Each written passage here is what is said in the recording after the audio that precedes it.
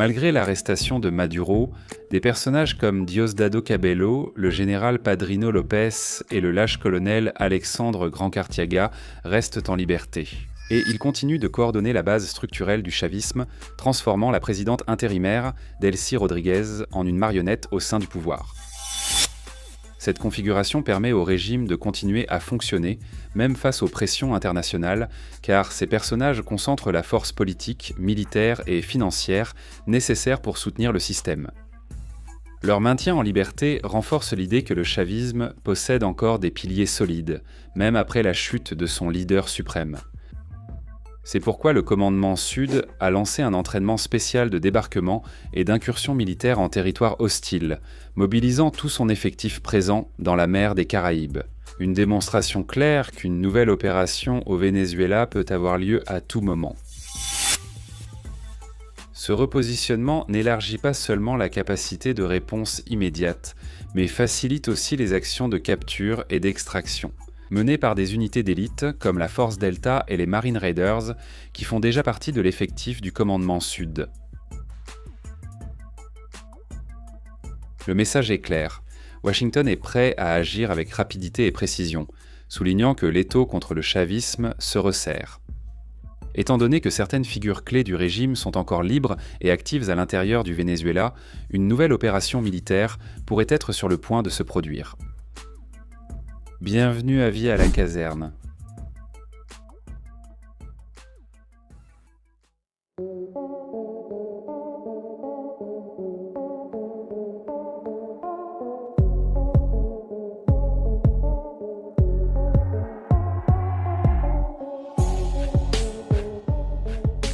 Les troupes spéciales américaines se sont distinguées lors des entraînements menés par le commandement Sud en se concentrant sur des missions d'infiltration et d'extraction dans des environnements hostiles.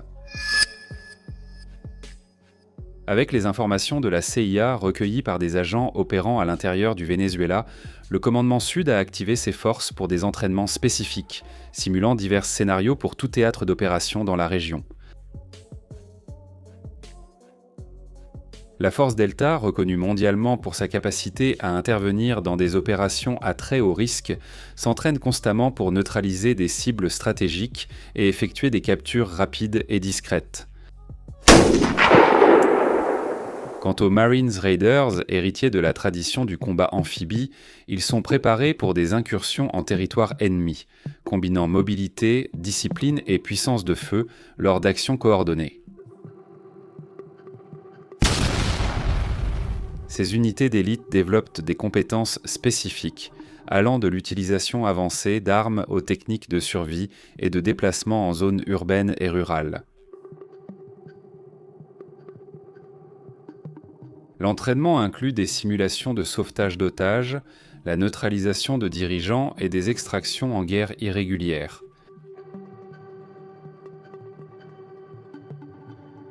L'intégration entre la Force Delta et les Marine Raiders garantit que toute opération soit menée avec une précision chirurgicale, réduisant les risques et augmentant l'efficacité des missions.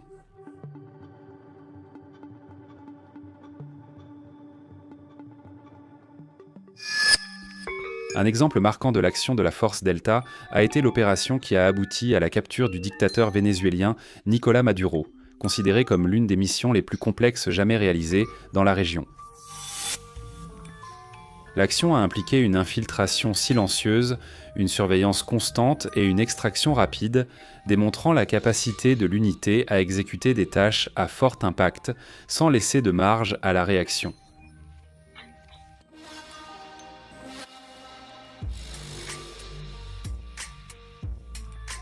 Cet épisode a renforcé la réputation de la Force Delta comme l'une des plus létales et efficaces au monde, consolidant son importance au sein de la stratégie nord-américaine dans les Caraïbes et en Amérique latine.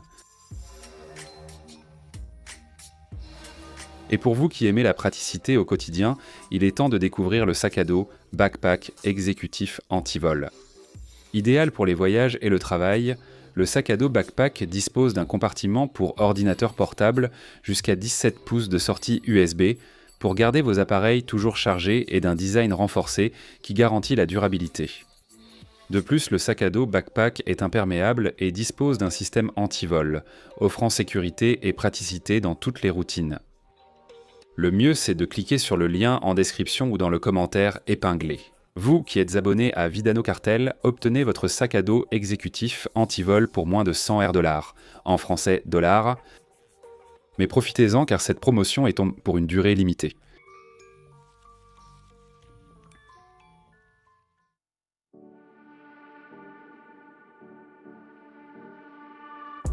Les forces amphibies nord-américaines ont mené des entraînements intensifs aussi bien dans la mer des Caraïbes qu'à la base navale de Roosevelt Roads, à Porto Rico, sous-titré par Paolo Montenegro.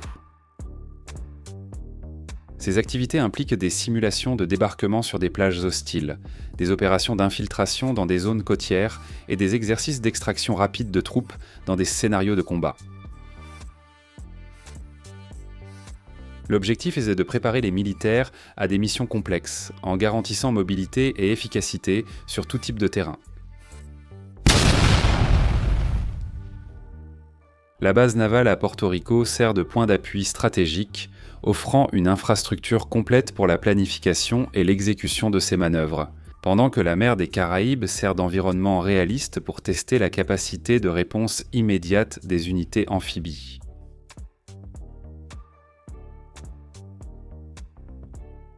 Le repositionnement du commandement sud dans la mer des Caraïbes a amené dans la région le porte-avions USS Gerald R. Ford, considéré comme le plus moderne et le plus puissant de la flotte américaine.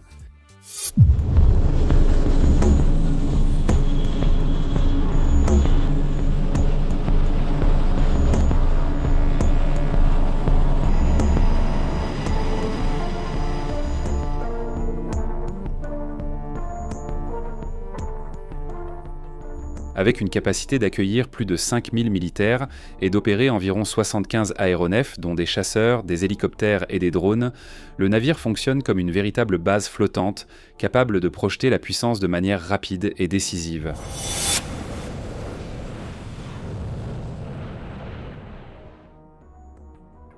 Sa présence à proximité du Venezuela renforce la pression sur le régime chaviste et démontre que Washington est prêt à agir dans n'importe quel scénario de crise. En plus de la puissance aérienne embarquée, l'USS Gerald Ford dispose du soutien d'une flotte de destroyers qui assurent une escorte permanente.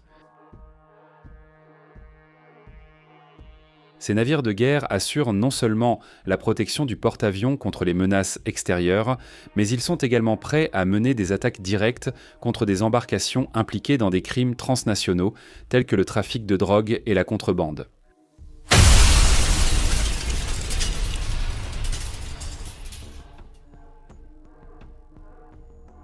Cette structure de défense intégrée renforce la capacité offensive et défensive de la force opérationnelle américaine dans la région. Avec cet ensemble de puissances navales et aériennes, le commandement Sud parvient à maintenir une projection rapide de force, capable de répondre immédiatement à tout mouvement jugé hostile ou irrégulier.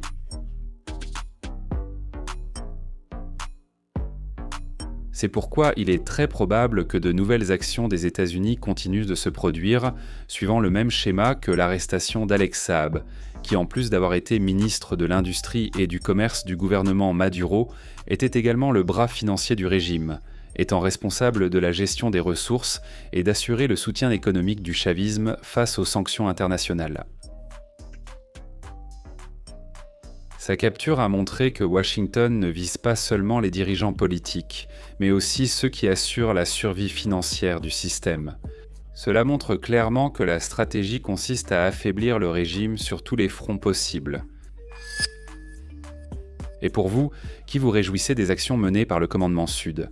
Regardons quelques entraînements réalisés par les forces nord-américaines dans la mer des Caraïbes et à la base navale de Porto Rico.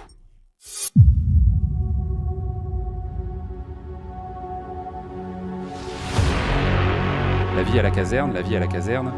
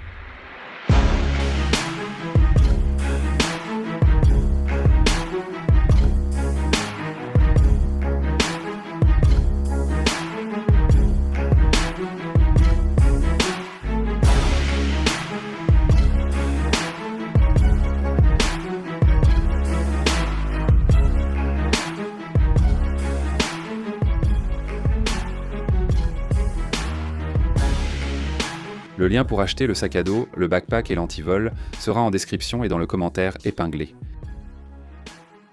Sur la vie à la caserne, suivez toute l'actualité du monde militaire. Laissez votre like, abonnez-vous et regardez l'une des vidéos qui s'affichent sur votre écran. En avant, combattants, à la prochaine.